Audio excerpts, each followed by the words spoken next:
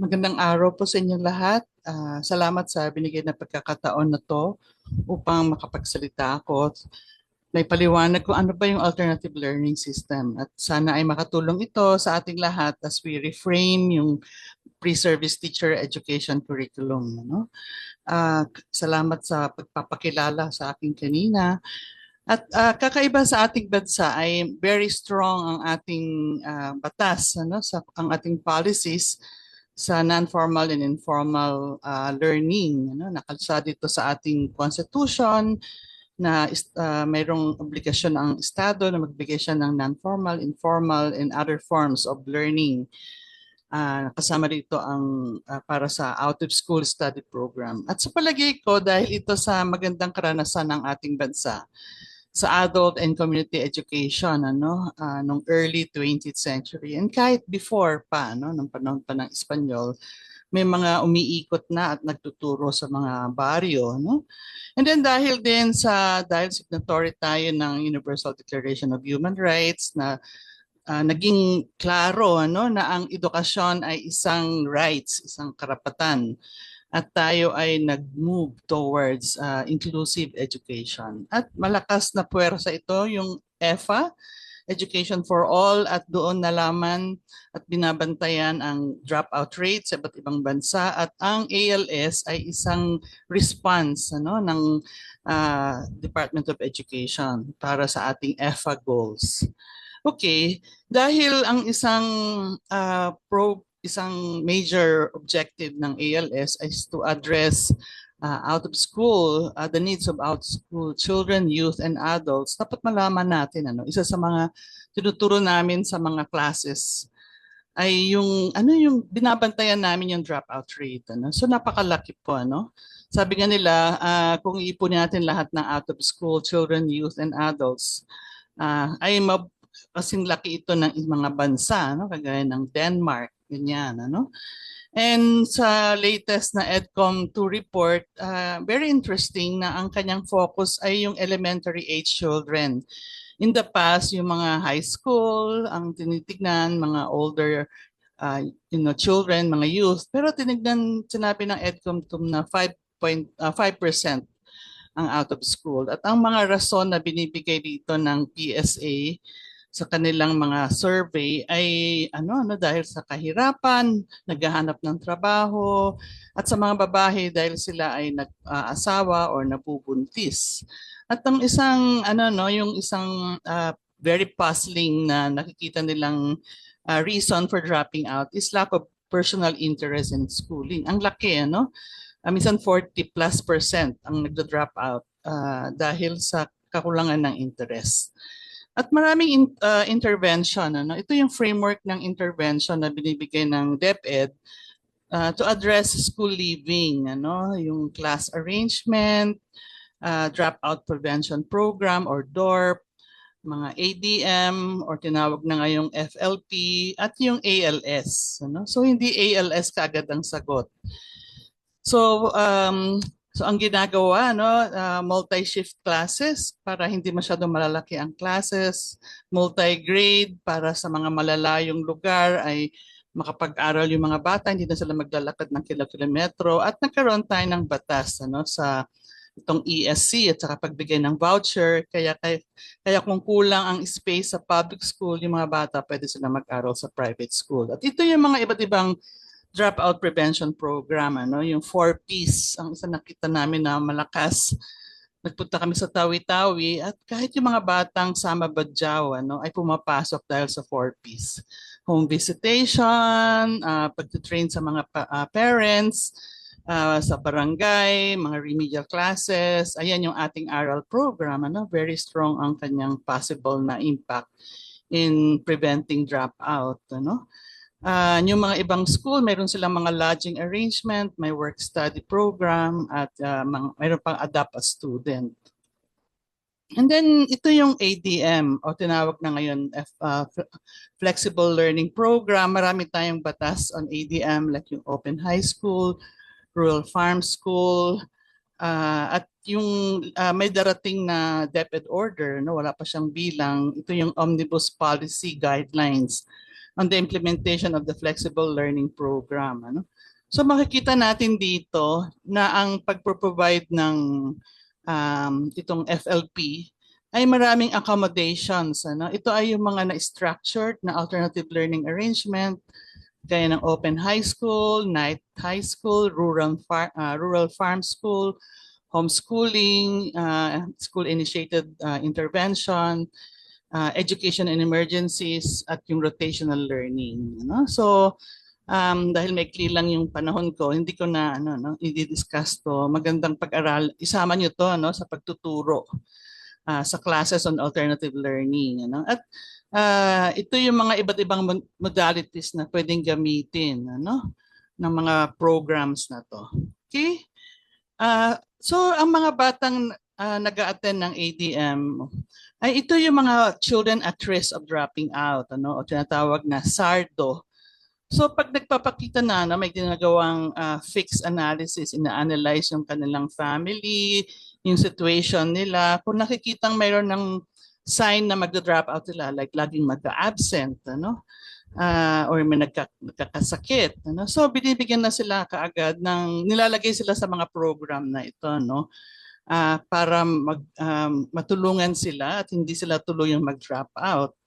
Okay, at kung nag-drop out na sila, nailagay na sa LIS nila na drop out sila, then dito na sila i-refer sa tinatawag na ALS o Alternative Learning System. So ito ay makikita natin sa drawing na to na yung formal education ay yung nakita natin yung eskwelahan dyan, at yung ALS ay nasa community, and it's attended by children, adults, pati mga lola, at pareho silang nagdi-lead sa completion of formal education. So for us to understand better, paano ba yung ALS, meron akong ipapakitang maikling video na ito.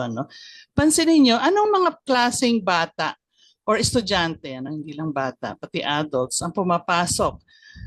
Ano yung kanilang nature? Ano yung alam na nila? Sometimes we think of all students in a very deficit manner. Wala silang alam, pasaway. Pero tignan nyo, ano yung alam na nila? At anong klaseng teacher ang meron sa ALS? So pakinggan po natin ito. Para sa mga hindi nakapagtapos ng pag-aaral, magandang oportunidad ang alternative learning system na inaalok ng DepEd.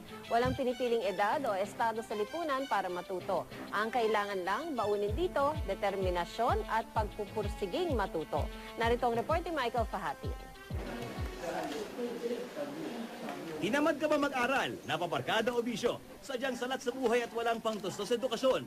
At lumipas na ang panahon pero gusto mo pa rin magtapos ng elementarya o high school. Huwag kang mag-alala kung napaglipasan ka na ng panahon dahil meron ka pa rin pagkakataon. Bukas ang Alternative Learning Center ng DepEd para sa mga tulad mo. Hindi dapat ikahiya ang iyong edad tulad sa 40 anyos sa si Cynthia. At higit sa 6 na milyong out-of-school youth ayon sa DepEd. Anong naghimok sa'yo para... Sa akin, yung mga anak ko. Mga anak ko. Mga anak, dahil... Ano kasi Ay, naiyak. Touch ako. Hindi kasi sabi nila, mas maganda raw yung may naaral ka. Tapos tinanong ko yung asawa ko, sige, pasok ka. Wala masama dun eh. Tapos sabi naman ng mga anak ko, oo nga, Mi. Para naman maramdaman mo yung gagraduate ka na nandito kami, di ba? Yung anak mo nag-aral lahat? Oo, yun na lang ang goal ko ngayon. Kasi hindi na nga ako nakarating dun eh. Ilan taon ka na? 19. 19, o bakit? Anong dahilan mo bakit na napatigil sa pag-aaral? Nagka-baby po ng Nagka-baby, oo. Tapos, ano nangyari? Nag-aaral na po ako kaso hindi po kaya kasi wala pong ibang mag-aalaga. Talaga sa bata. Mapigil kita.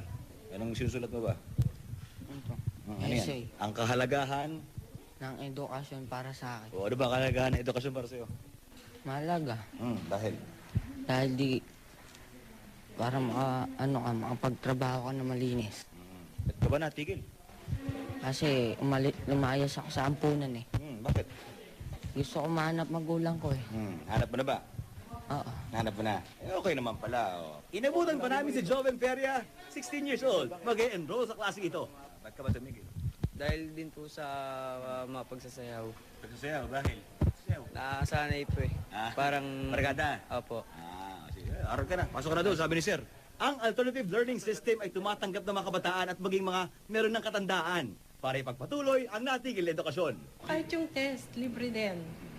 Kahit yung mga certification, mga certificate of rating, kahit yung diploma, walang kabayad-bayad dyan. Basta may intention kang mag-aral.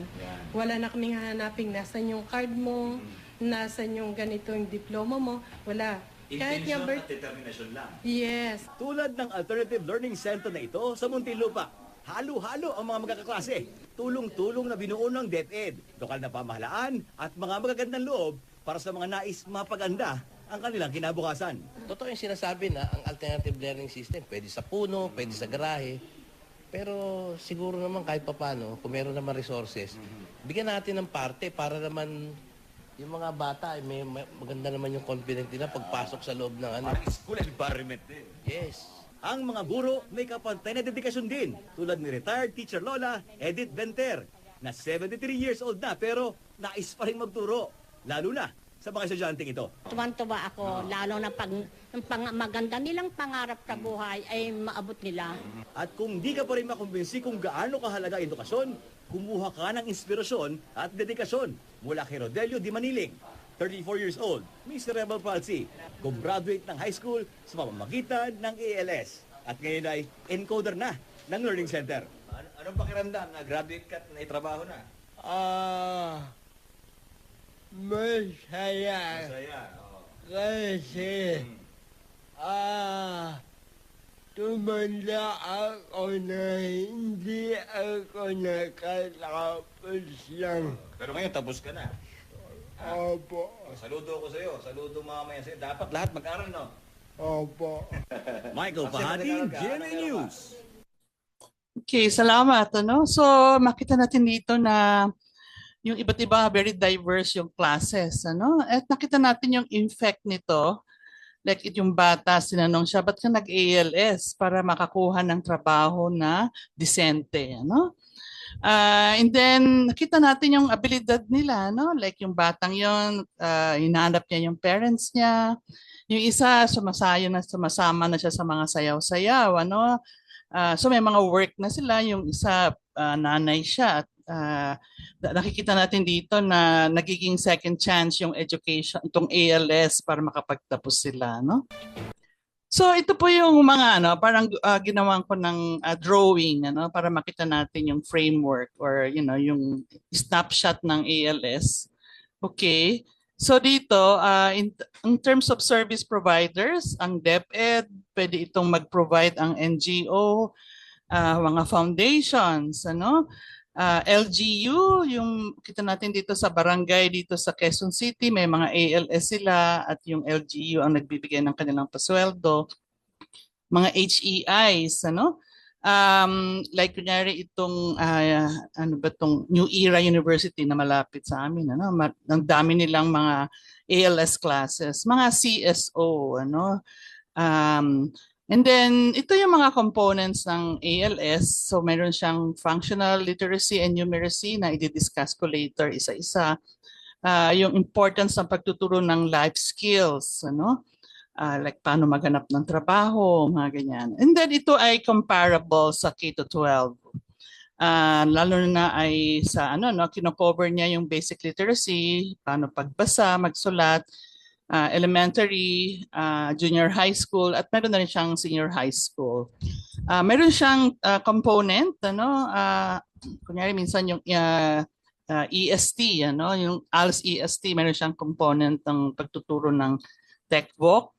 And then na-address may mga modules para sa mga IPs, para sa mga Muslim learners, para sa mga nakita natin dito yung mga learners with disability, At marami tayong ALS sa mga CICL, Bahay Pag-asa, sa mga BGMP.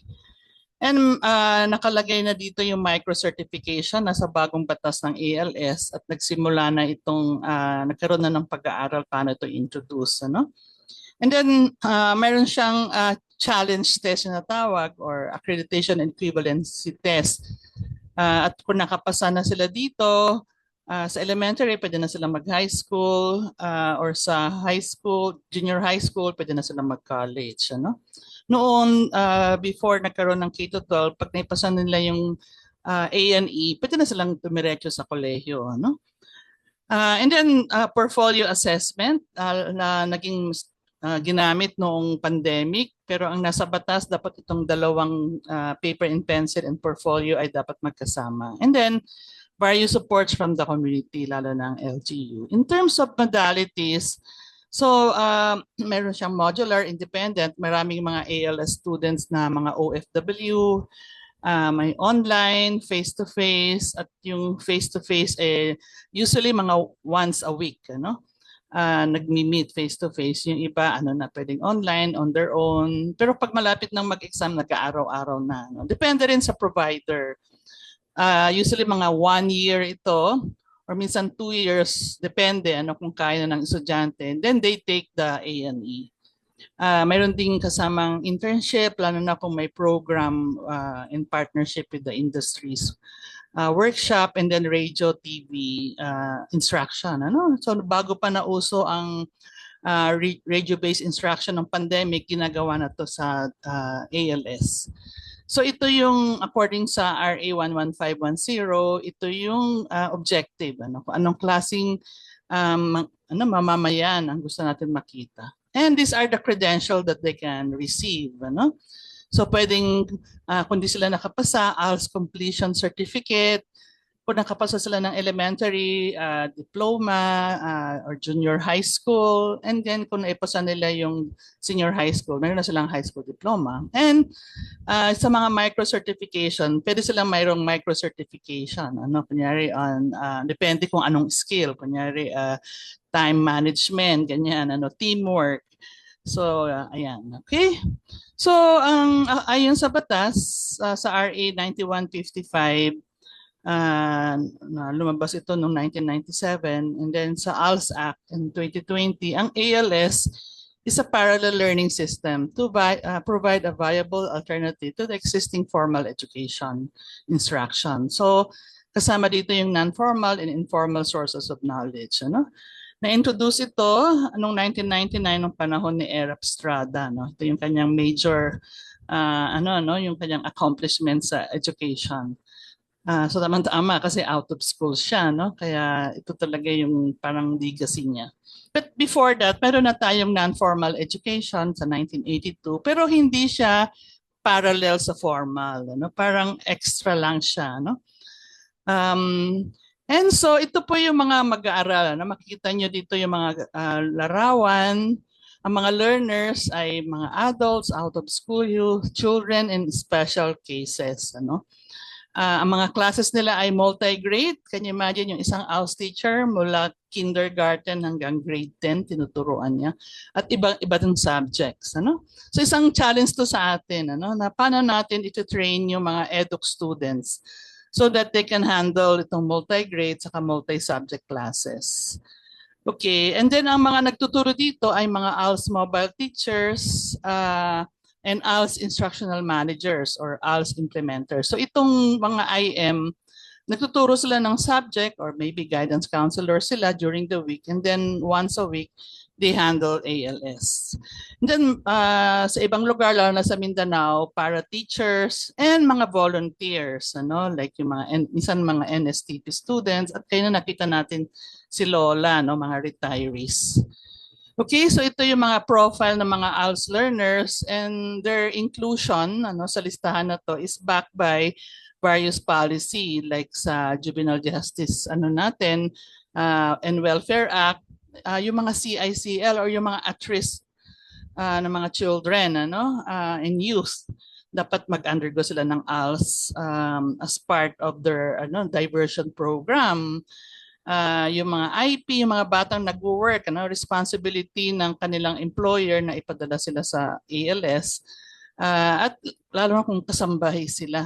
Kaya kung may kasambahay na hindi nag-aaral ng high school, ayan, may nakalagay sa batas, dapat ipadala siya. And kasama rin ito yung ALS, kasama sa curriculum yung pagtuturo ng responsible parenthood. Okay, so noong 2020, ito yung ALS Act. Finally lumabas ang ALS Act after many years of attempts.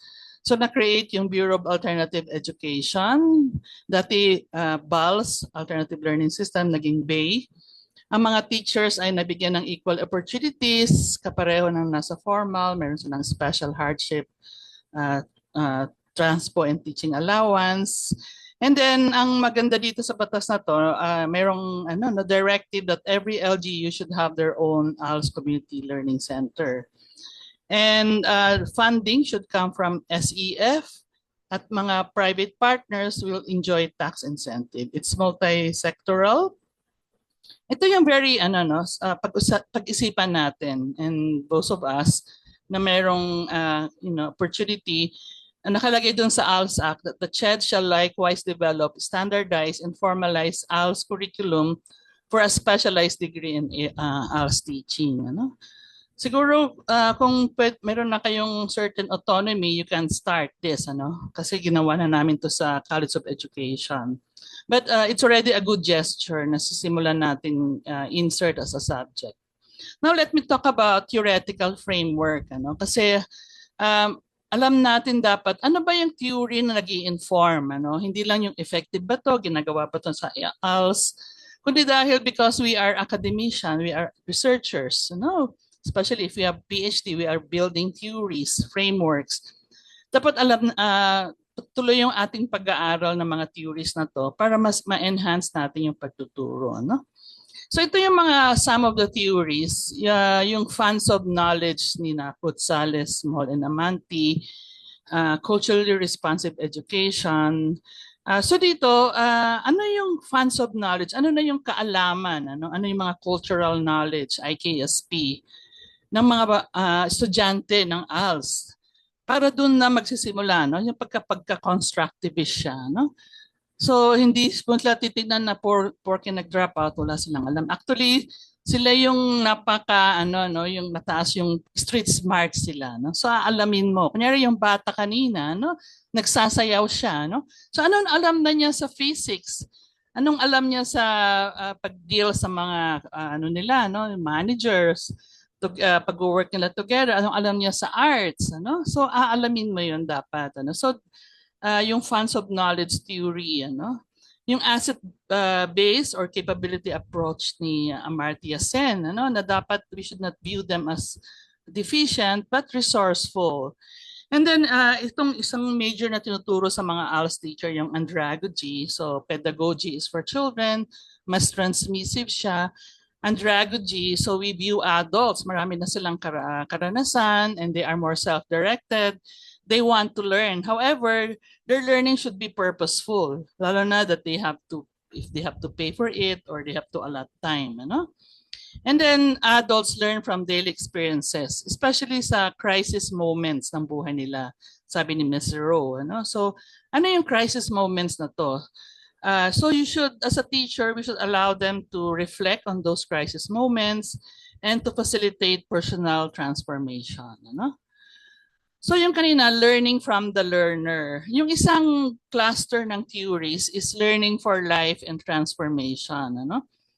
So very strong sa ALS, yung hindi lang yung matuto ng math, matuto magbasa, kundi dapat functional.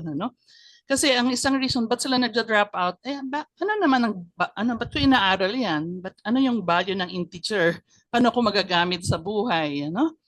Like mayroon kaming study sa Navotas tungkol sa mga nag-drop out na bata, elementary pa lang.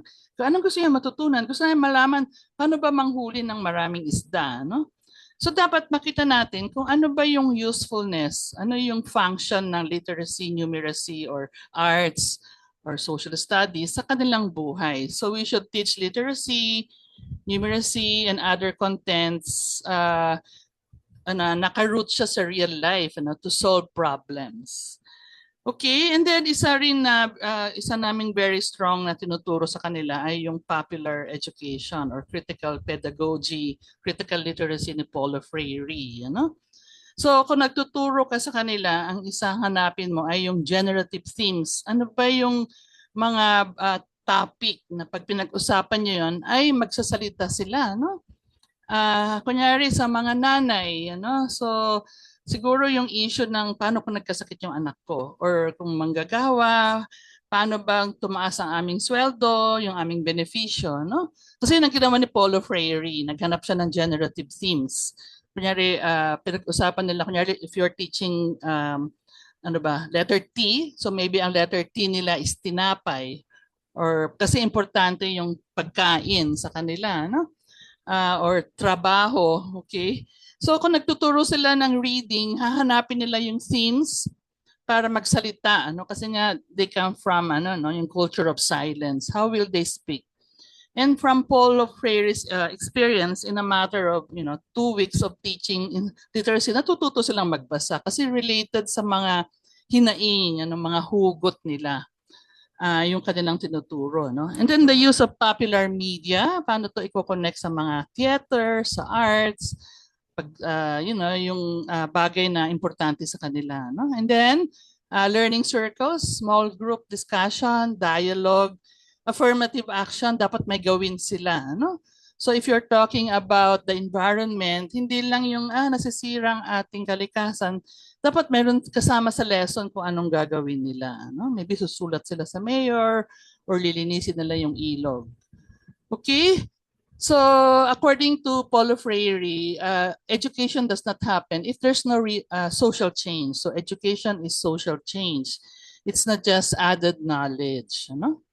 And then ito yung set of another set of theories, yung learning with flexibility, yung lifelong and life-wide learning ng ini-espouse to ng UNESCO. So, from this perspective, ALS learners learn from formal, non-formal, and informal sources of learning.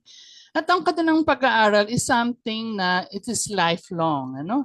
Hindi lang kasi something natin, nag-drop out na sila at the age of 10 forever. Yun na yung kanilang situation. Pero ang learning is lifelong. Kaya dapat yung flexible entry and exit, nakalagay yon sa ating programa so they can enter and leave anytime. And then kung may bagong challenge sa buhay nila, may bago silang trabaho, then they can always go back to learning. And then lalo na sa situation na flexible and distance learning, very useful yung theories ng COI or Community of Inquiry. Lalo na kung modular or home-based, then we make sure that when kahit na malayo sila, mayroong social presence, nararamdaman nila yung that they are learning with their classmates, cognitive presence na yung lesson nila is challenging, okay, na relevant sa kanila, and then teaching presence, nararamdaman nila yung presence ng teacher na nag-guide sa kanila, no? And then yung non-formal and informal learning recognition. So ang isang role ng education dito or school is to validate yung learning. Kaya nung unang panahon, yung A&E sa ALS, pwedeng walk-in kahit sino, mag-take siya ng test, papasa na siya at tapos na siya ng high school.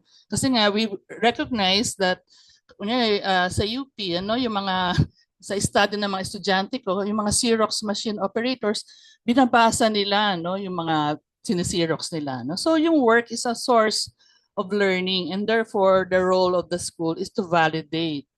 Parang yung sa ITIAP, yung principle sa ITIAP. Okay, so dito, paano ina-apply ng ALS? Itong mga theories na to. So sa formal school, if you want to learn, you go to school, but in ALS, the school goes to you.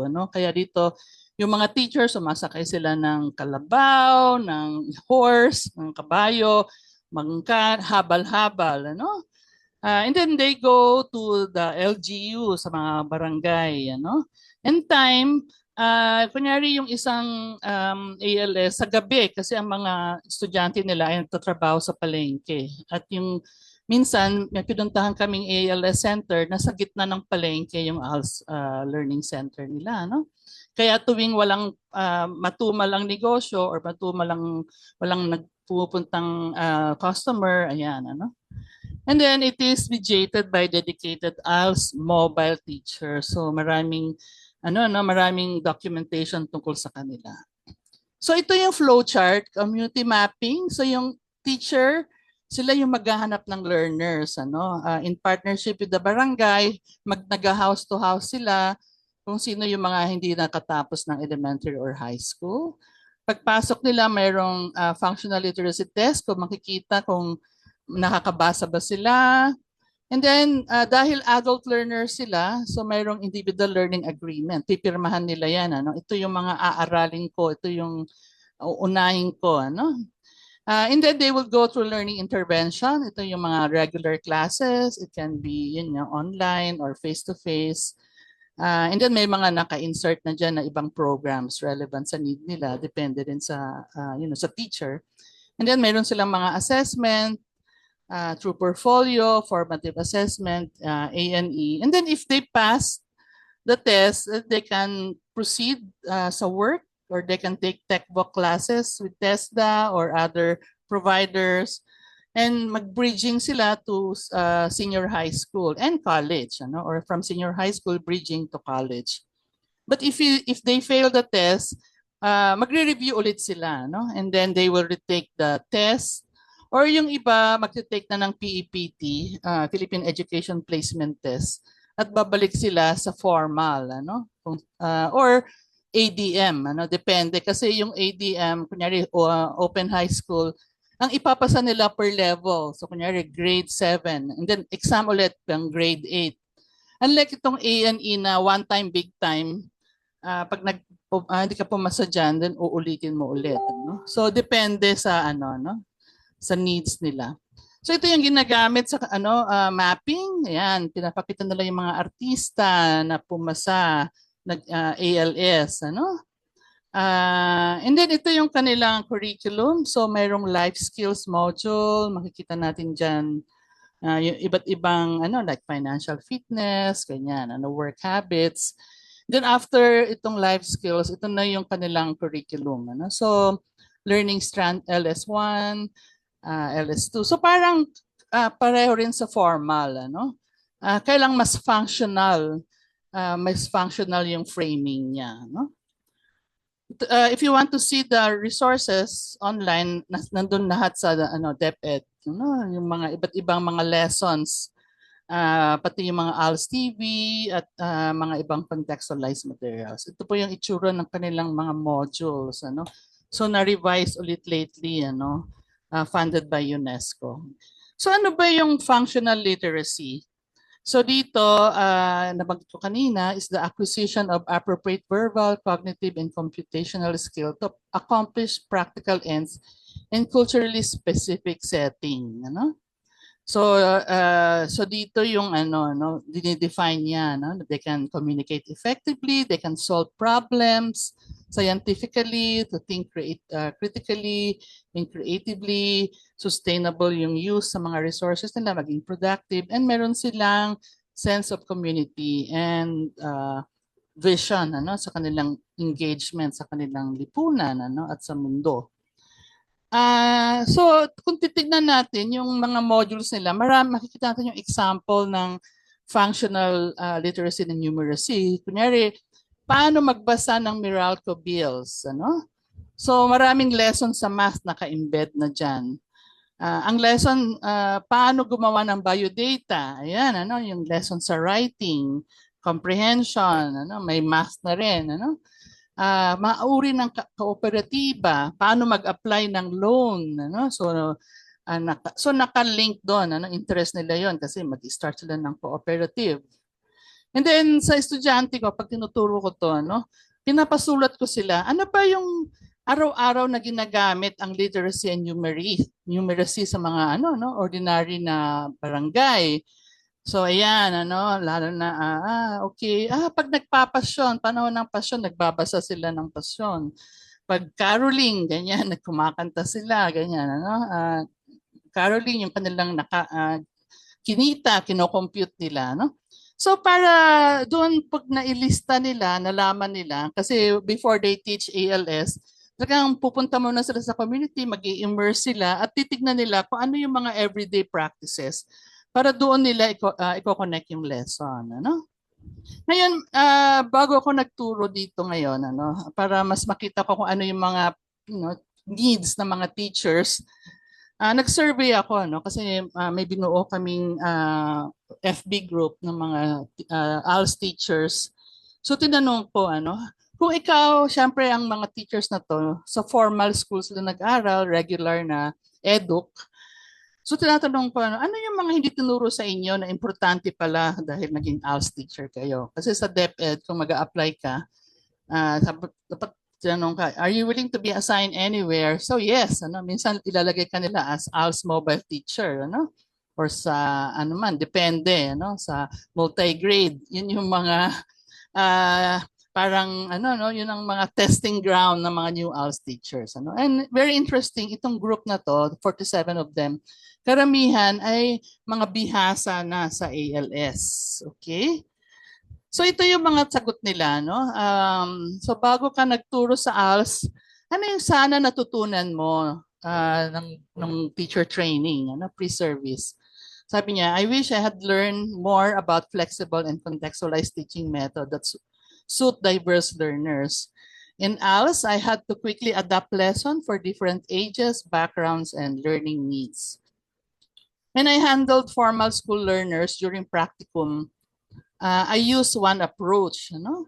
But in ALS, I had to adjust. It takes more patience and understanding. You know? So nakita nila na sa kanilang pag-aaral, kahit sa kanilang practicum, ang tinuturo sa kanila ay pang-formal. But when they were assigned in ALS, they had to learn to, they had to learn again. They had to adjust what they learn in, learning theories, and pinaka-importante yung, yung patience, understanding, compassion. You have to be flexible, mahaba ang pasensya para ikaw ay mag-stay sa ALS. Ito yung sa studies namin, ang lagi ng pinaka-sinasabi, importante yung yung dedication. Kung mayroon ka nito, then kahit kaya mong harapin, So ano yung mga tinuturo yung methods na ginagamit niyo sa pagtuturo ng ALS? So they said PBL, group and peer learning, community activities, use of the local language, to support yung comprehension. Ito yung examples nila. For example, we created a simple vegetable garden in the barangay and applied lessons in science, math, entrepreneurship, and valuable life skills. So vegetable garden, tamang-tama yan. And then doon na umiikot yung iba't ibang academic lesson. During a lesson on environmental awareness, we organized a barangay cleanup and created poster about proper waste segregation. So learners practice reading, writing, and teamwork. So ito rin, in teaching measurement, I integrated basic cooking skills where learners measured ingredients, followed instruction, and discussed hygiene, applying math, science, and TLE.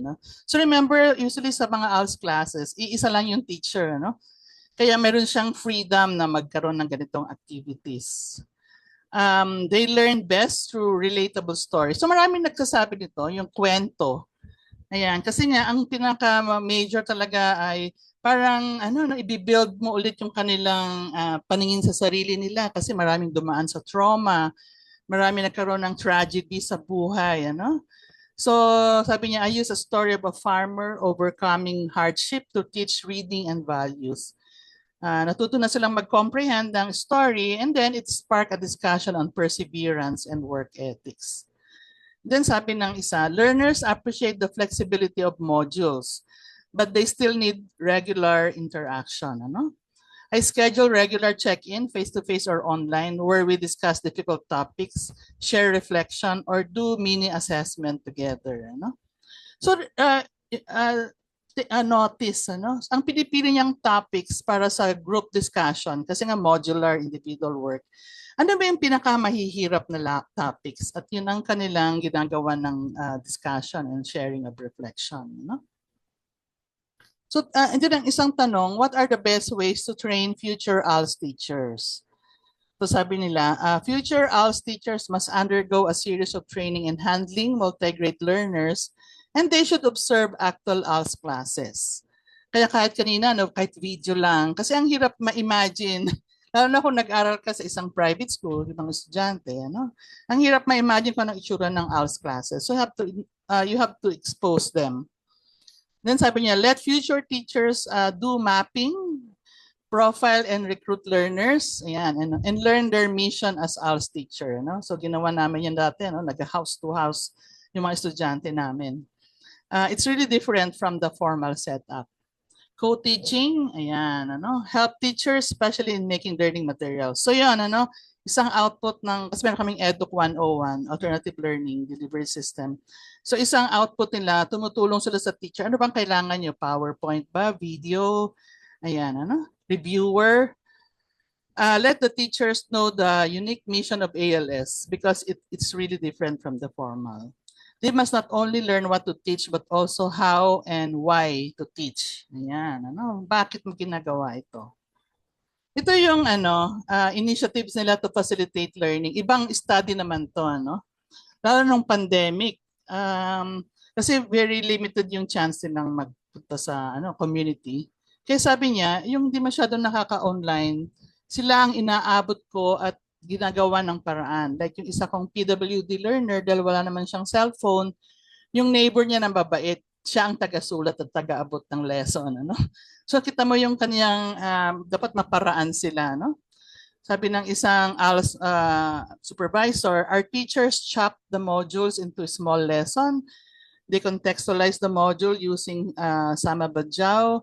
And dahil shorter, they can answer them. And then ini-screenshot nila. No? Dapat po maging maparaan ngayon ang mga ALS teacher. Mag-improvise, malikhain, at willing mag-aral. Ano?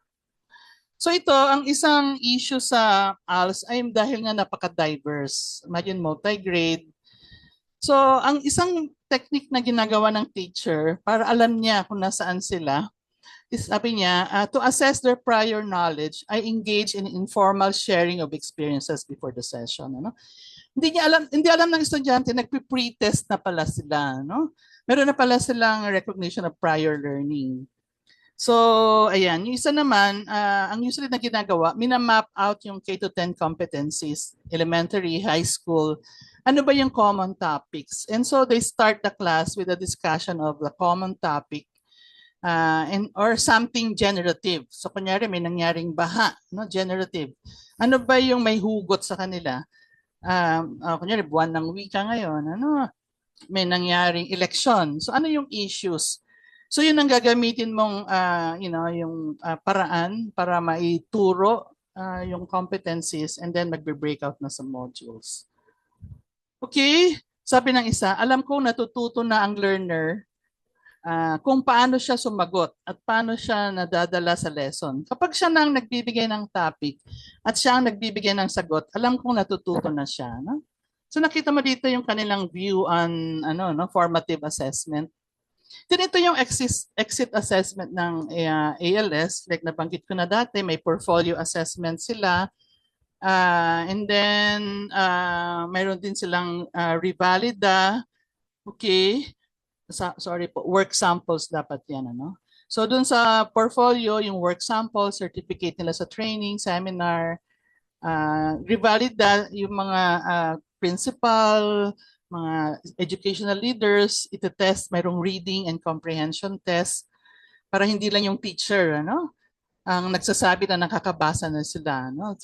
Binavalidate ito ng mga educational leader. Nagsa-self-assessment, ini-interview sila, ano pang tutunan mo, ano ang plano mo sa buhay. And then mayroong A&E test, half day lang ito once a year, para siyang tinatawag na board exam. Can you imagine lahat ng dumadaan sa ALS, dadaan ng A&E. It is unlike the formal na walang ganang klaseng exit test. And then micro-certification. Ang isang major talagang i-address ng teacher ay yung powerlessness. Sinasabi ng estudyante ko, ito sa reflection ng isang estudyante ko. So dahil ang tingin nila sa sarili nila, hindi sila nakapag-aral, wala sila masyadong privileges. For example, sabi niya, they are afraid to engage with traffic policemen who do not consider their unfamiliarity with the laws. Despite knowing na wala naman silang violation, they will accept kung ano man yung allegation. Kaya yung isang ginagawa ng teacher, yung ALS lang yan, ina-address talaga nila, no? Kahit naman yung mga isang school to, yung mga pumasang ALS learner, ayan, ginagawa nila ng tarpaulin, ano? Tapos pag mayroong ito, kagaya nito, ALS learner siya, pero nag-tap siya sa board, ano? May mga nagtatap talaga sa mga LET or nursing, ganyan. Pinupost talaga nila yan, mga testimonies.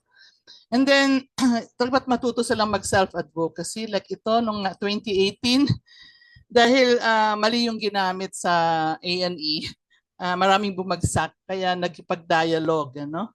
Yung mga learners sa DepEd that time, si Secretary Liling, at na-adjust yung passing rate nila that time.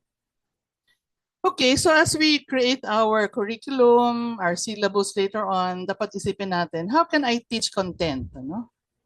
In a way that engages and empowers adults, out-of-school youth, and children by responding to their diverse learning needs.